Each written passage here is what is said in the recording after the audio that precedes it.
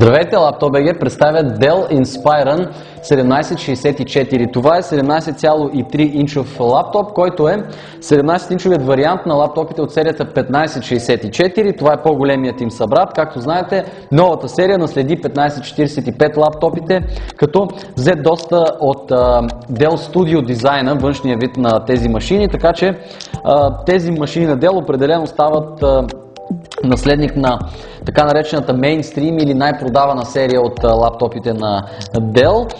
Един достоен наследник според нас. Машините са снабдени с конкретните модели, 17,3 инчови дисплей с резолюция 1600 по 900 пиксела, като разбира се имат вградена веб камера, имат по-голяма клавиатура с удобен цифров раздел върху нея.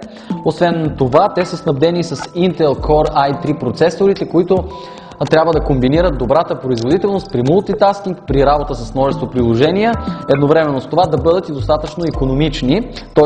тези процесори, заедно с възможността си да преценят кога имате нужда от по-голяма енергийна ефективност и по-голяма производителност, ще разпределят усилията, така че да сте максимално задоволени.